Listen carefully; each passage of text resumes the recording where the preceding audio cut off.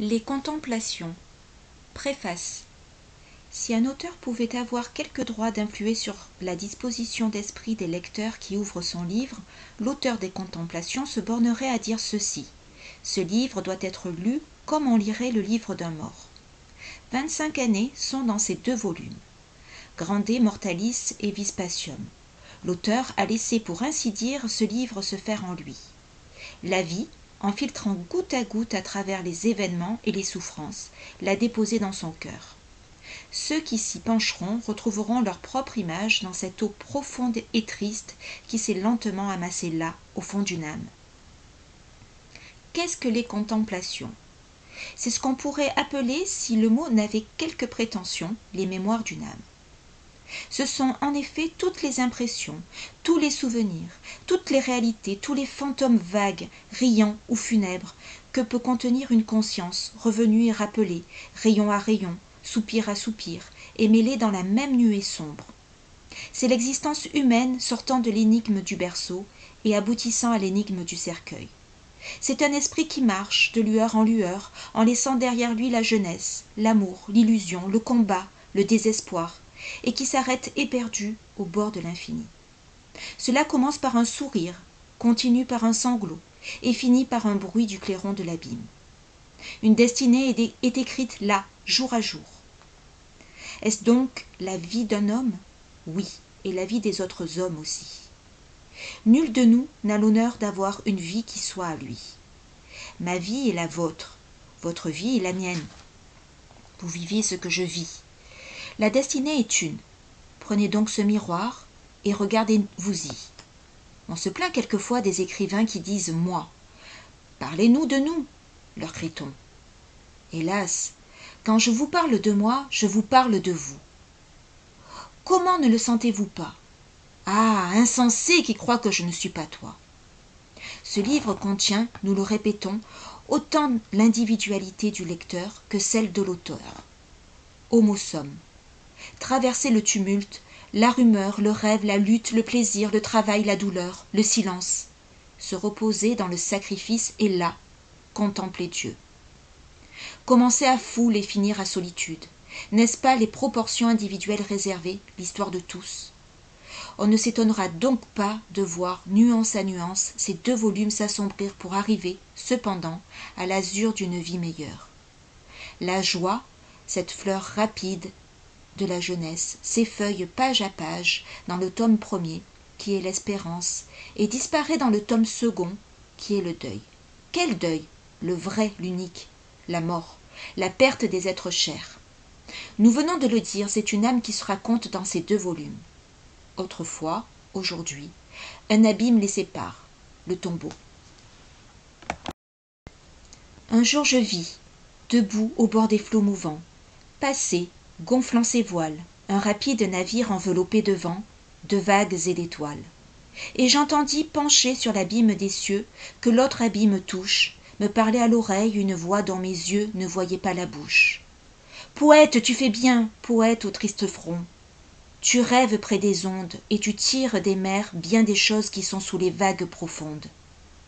La mer, c'est le Seigneur, que, misère ou bonheur, tout destin montre et nomme. Le vent, c'est le Seigneur. L'astre, c'est le Seigneur. Le navire, c'est l'homme. Autrefois. Livre 1, Aurore. À ma fille. Ô mon enfant, tu vois, je me soumets. Fais comme moi. Vis du monde éloigné. Heureuse ? Non. Triomphante ? Jamais. Résignée. Sois bonne et douce, et lève un front pieux. Comme le jour dans les cieux met sa flamme, toi, mon enfant, dans l'azur de tes yeux mets ton âme. Nul n'est heureux et nul n'est triomphant. L'heure est pour tous une chose incomplète. L'heure est une ombre, et notre vie, enfant, en est faite. Oui, de leur sort tous les hommes sont las. Pour être heureux, à tous, destin morose. Tout a manqué, tout, c'est-à-dire, hélas, peu de choses. Ce peu de choses est ce que, pour sa part, dans l'univers chacun cherche et désire. Un mot, un nom, un peu d'or, un regard, un sourire. La gaieté manque au grand roi sans amour. La goutte d'eau manque au désert immense. L'homme est un puits où le vide toujours recommence. Vois ces penseurs que nous divinisons, vois ces héros dont les fronts nous dominent, noms dont toujours nos sombres horizons s'illuminent.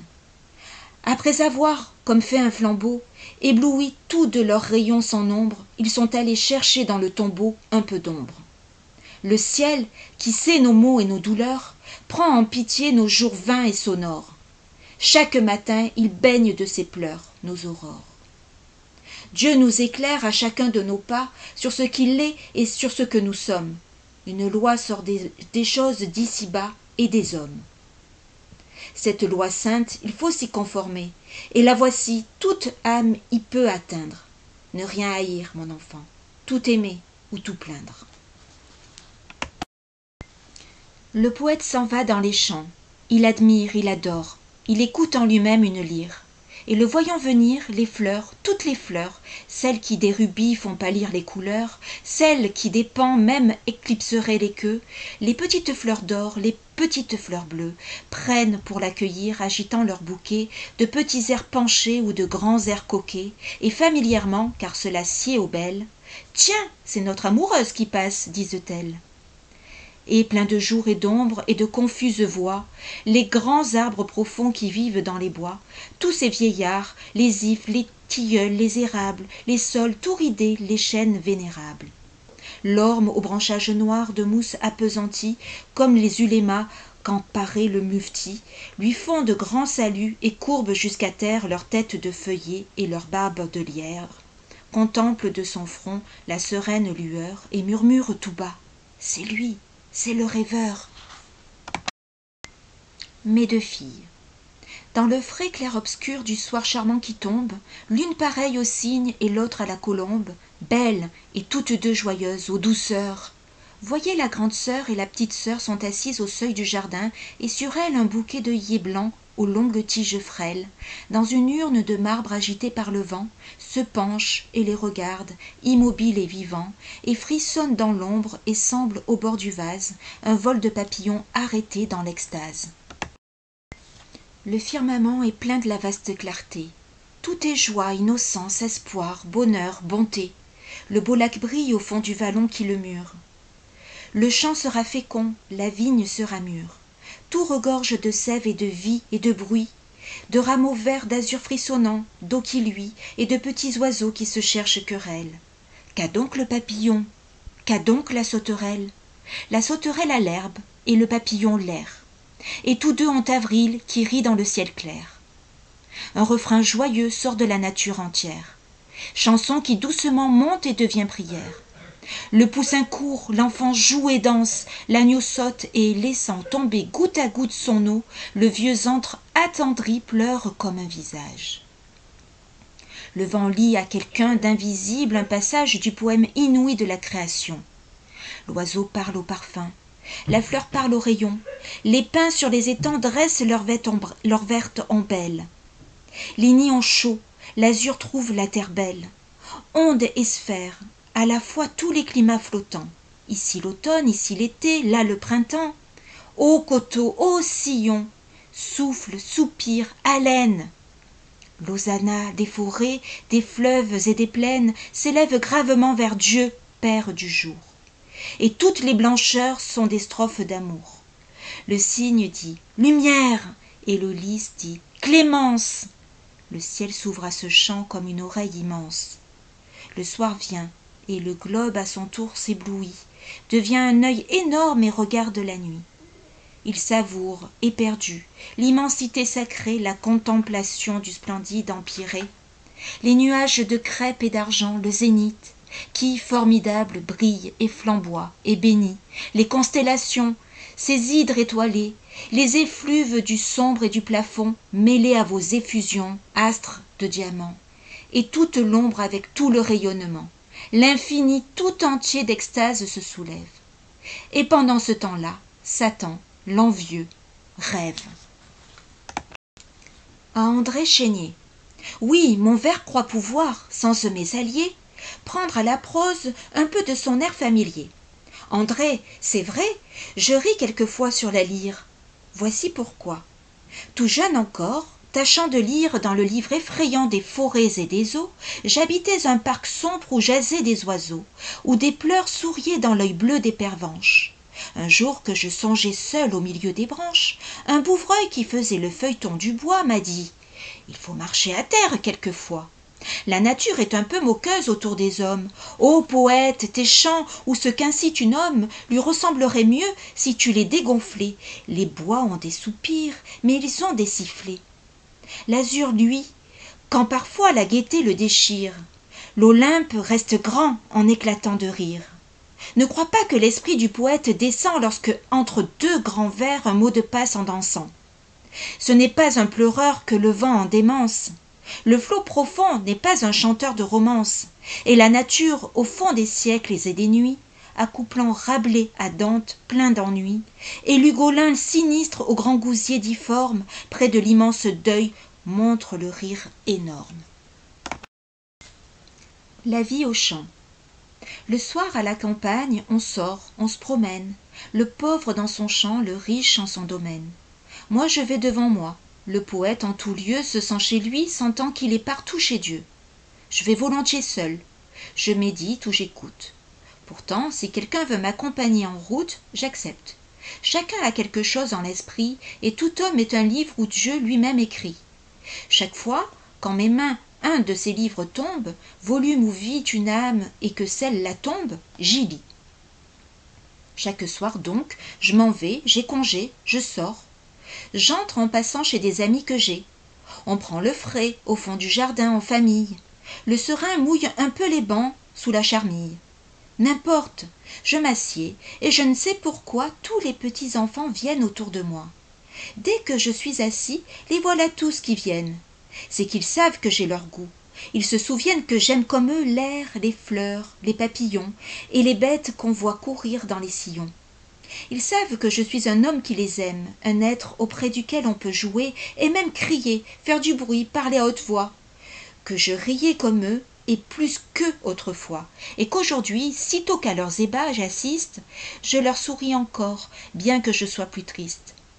Ils disent, doux amis, que je ne sais jamais me fâcher, qu'on s'amuse avec moi, que je fais des choses en carton, des dessins à la plume, que je raconte à l'heure où la lampe s'allume, oh, des contes charmants qui vous font peur la nuit, et qu'enfin je suis doux, pas fier et fort instruit. Aussi, dès qu'on m'a vu, le voilà, tous accourent. Ils quittent jeux, cerceaux et balles, ils m'entourent avec leurs beaux grands yeux d'enfant, sans peur, sans fiel, qui semblent toujours bleus tant on y voit le ciel. Les petits, quand on est petit, on est brave, grimpent sur mes genoux. Les grands ont un air grave, ils m'apportent des nids de merles qu'ils ont pris, des albums, des crayons qui viennent de Paris. On me consulte, on a 100 choses à me dire, on parle, on cause, on rit surtout. J'aime le rire.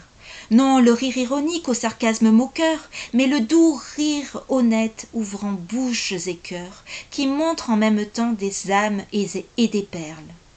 J'admire les crayons, l'album, les nids de merle, et quelquefois on dit, quand j'ai bien admiré, il est du même avis que monsieur le curé.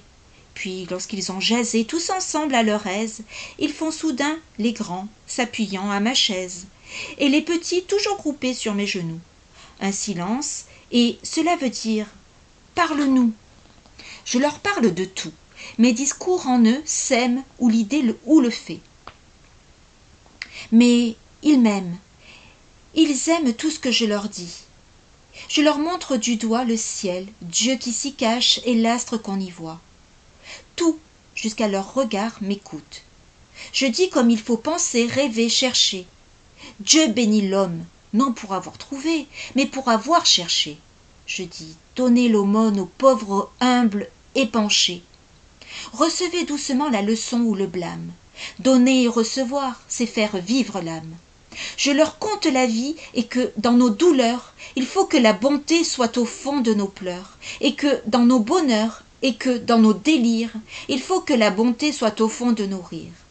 Qu'être bon, c'est bien vivre, et que l'adversité peut nous chasser d'une âme, excepté la bonté. Et qu'ainsi les méchants, dans leur haine profonde, ont tort d'accuser Dieu. Grand Dieu, Nul homme au monde n'a droit, en choisissant sa route, en y marchant, de dire que c'est toi qui l'as rendu méchant. Car le méchant, Seigneur, ne t'est pas nécessaire. Je leur raconte aussi l'histoire, la misère du peuple juif maudit qu'il faut enfin bénir. La Grèce, rayonnant jusque dans l'avenir. Rome, l'antique Égypte et ses plaines sans ombre, et tout ce qu'on y voit de sinistre et de sombre. Lieux effrayants, tout meurt, le bruit humain finit. Tous ces démons taillés dans des blocs de granit, Olympe monstrueux des époques obscures, les sphinx, les Anubies, les Amons, les Mercures, sont assis au désert depuis 4000 ans. Autour d'eux, le vent souffle et les sables brûlants montent comme une mer d'où sort leur tête énorme. La pierre mutilée a gardé quelque forme de statue ou de spectre et rappelle d'abord les plis que fait un drap sur la face d'un mort. On y distingue encore le front, le nez, la bouche, les yeux, je ne sais quoi d'horrible et de farouche qui regarde et qui vit, masque vague et hideux. Le voyageur de nuit qui passe à côté d'eux s'épouvante et croit voir aux lueurs des étoiles des géants enchaînés et muets sous des voiles.